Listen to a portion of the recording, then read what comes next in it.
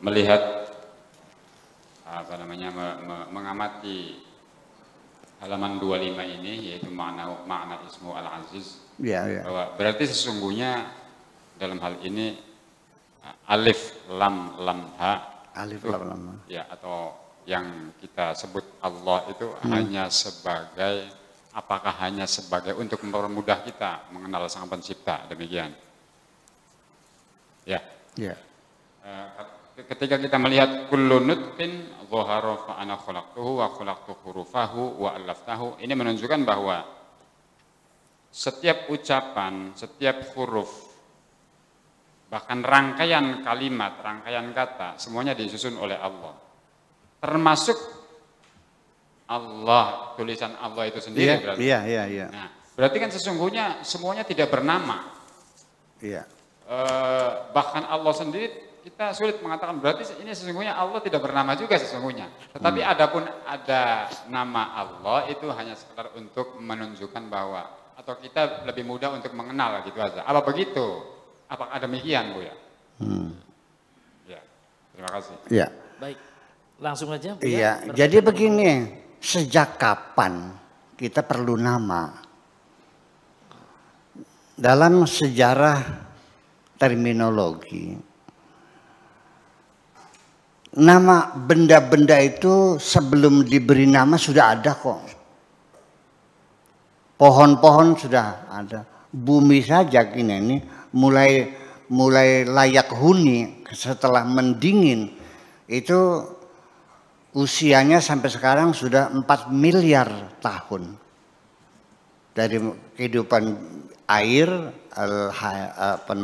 hayawan al-ma'iyah, kemudian transisi menjadi separuh daratan, menjadi al-barma'iyah, seperti ular, katak, kepiting dan sebagainya, dan lalu akhirnya menjadi binatang-binatang murni daratan seperti onta. Dulunya nggak ada namanya kok, karena malaikat nggak perlu nama. Nah, jadi sehingga pada saat manusia itu masih sangat sederhana, primitif. Berbahasa belum? Ya belum. Jadi berkomunikasi dengan mereka dengan apa? Ya dengan isyarat. Seperti burung-burung juga sama. Umamun amsalukum, bangsa-bangsa seperti kamu juga, mereka berkomunikasi dengan suaranya, dengan geraknya, atau dengan aroma, seperti semut itu dengan feromonnya, dengan suara beraknya. Burung juga, ayam juga kan beda. Kok tok. Nah, lagi apa nih ayam nih? Habis ambil kendok.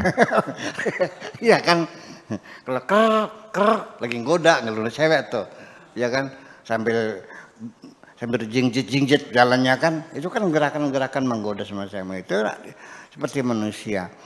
Jadi artinya pada tahapan awal manusia itu berbicara melalui isyarat-isyarat.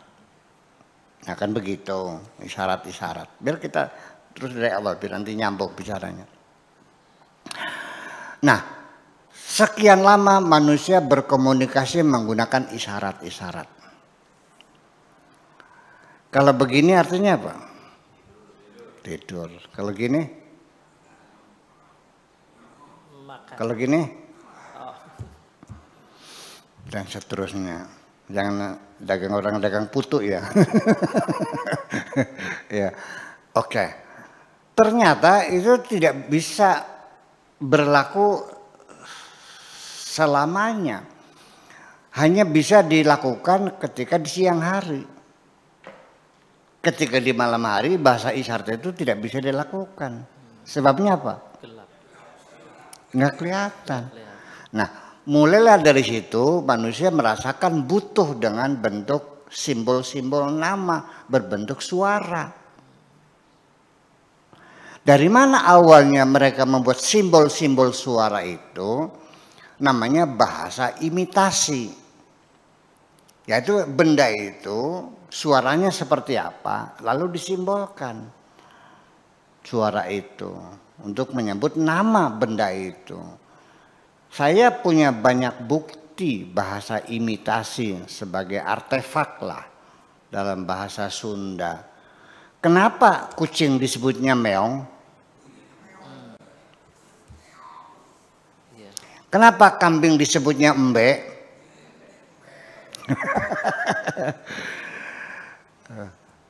Kenapa kerbau disebut munding? Lemu belending.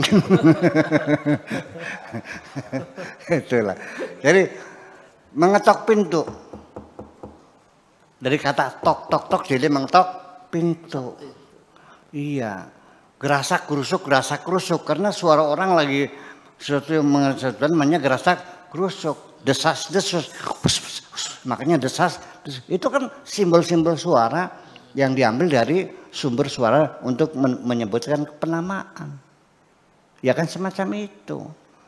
Nah, jadi ketika siapa sih bangsa mana yang menyebut Tuhan namanya Allah, itu sejak zaman Nabi Ibrahim, sejak zaman Nabi Adam memang menyebutnya ya Allah sendiri. Jadi lafaz Allah itu sendiri sebenarnya bukan bahasa Arab. Lihat dari sisi fonetik. Kalau bahasa Arab ya Allahu bukan Allahu, dari nggak ada lu itu nggak ada. Lam fathah la, lam kasrah, lam domah, ada lang lu. Yang ada alif, bet, kemal, dalet itu adalah huruf-huruf Ibrani. Ya, saya dulu 1 semester belajar bahasa Ibrani itu. Iya. Ya, bahasa Persia, bahasa kuno untuk komparasi linguistik. Nah, jadi situ akhirnya bahwa sampai penamaan Tuhan kita disimbolkan dengan alif lam lam ha itu sendiri. Atau dalam misalnya ALLAH. Pengucapannya pun sampai sekarang tidak sepakat kok. Orang Sunda bilangnya Allah. Ayo, jujur. Ayo. Orang Jawa bilangnya apa? Allah. Ya kan, ada lagi orang Jakarta Allah. Ada Allah, ada Allah, ada Allah, ada Allah. Pengucapannya tidak sama. Karena bagaimanapun setiap huruf itu diucapkan, itu bagaimana neuroscience ya. Saraf kita di tangan itu berbeda-beda satu bangsa yang lain. Yang menyebabkan perbedaan itu sendiri adalah banyak diantaranya kelembaban udara, ketinggian permukaan laut, faktor geografis, ya daerah pegunungan. Kenapa orang Sunda bahasanya lembut ya? Karena pegunungan akustik, nggak usah jerit-jerit dengan pelan pun suara jelas. Kalau kita kan daratan rendah Indramayu. Ya kalau nggak jerit nggak kedengeran, makanya ngomongnya kasar, keras banget gitu. Itu kan yang membutuhkan faktor geografis seperti itu. Itu telah dilakukan eksperimen oleh Ferdinand de Saussure di Switzerland, peletak batu pertama ilmu linguistik. Dan itu terbukti memang kelembaban udara suara itu menimbulkan suara yang berbeda-beda. Saya di sini kalau ada kucing mendengarnya meong, tapi di Arab terdengarnya niu, beda loh. Makanya tulisannya niu, coba di Arab bilangnya niu bukan meong, niu bilang niu, bilang gitu. Nah itulah kira-kira. Jadi kita kembali kepada penamaan lafzul jalalah dengan lafaz Allah sendiri itu Kang Im, pengucapannya tidak sama, bahkan tidak mungkin belum banyak orang tahu asal usul kata Allah itu dari mana asal juga nggak tahu. Ya, saya tidak sepakat seperti Imam Sibawayh yang mengatakan bahwa Allah itu berasal dari ilahun, karena beliau tidak bisa menjawab pertanyaan saya. Kalau Allah itu asalnya ilahun dimasuki alif dan lam kan menjadi al-ilahu. Iqamatun al-iqamatu. Istiqamatu menjadi al-istiqamatu. Ilahun menjadi al-ilahu. Kenapa jadi Allah? Apa alasan hamzahnya dibuang? Kan nggak jelas. Iya, jadi saya melihat itu alam murtajal alam yang langsung diambil dari bahasa asing, diadopsi. Asalnya dari bahasa Ibrani.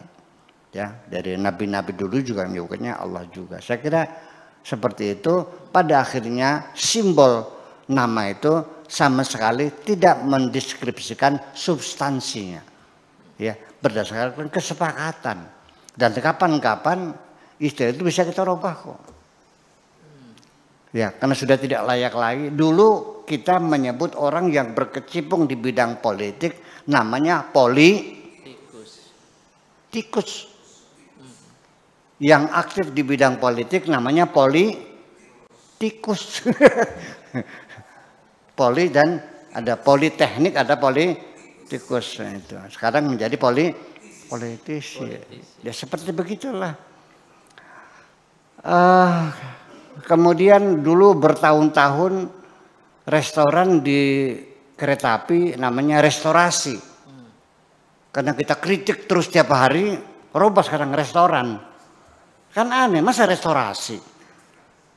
Memangnya pemugaran, restorationnya. Ya itu karena latas sasi-sasi itu, plesterisasi, pipanisasi, apalagi? Jambanisasi, lokalisasi, betonisasi, premanisasi, restorasi. Itu kan lagi gilasasi. Itu kan perasa gitu. Jadi istilah sendiri ternyata mengalami kesalahan-kesalahan dan diperbaiki. Nah, selanjutnya lagi dari sisi psikolinguistiknya. Ini tambahan saja. Orang Inggris, anaknya sakit, bapaknya bilang, "Oh my child, we are going to hospital." Yuk kita ke hospital. Anaknya waduh seneng banget. Mau disembuhin, mau dilayani dengan sempurna, dengan baik, dengan ramah tamah. Karena hospitality, dia akan diperlakukan dengan baik. Cepat pakai baju, ya hurry up, cepat. Itu, Bapak Icot berangkat sekarang. Nah, orang Arab juga sama, anaknya sakit. Ya waladi namshi ilal mustashfa. Kita pergi ke mustashfa, tempat orang mencari kesembuhan maknanya. Nggak sabar anaknya, ayo cepetan, pengen sembuh. Di Indonesia, yuk ke rumah sakit, nangis. Karena dalam pikirannya rumah ya di situ tempatnya banyak orang sakit. Nah itu terma semacam ini, ya kenapa tidak kita rubah rumah sembuh dong? Karena kita tidak punya, akar katanya nggak ada. Jadi rumah sakit. Makan, di sana mah kalau pagi namanya breakfast. Kalau siang namanya lunch. Kalau malam namanya dinner. Kita nggak ada semua ini. Hanya makan.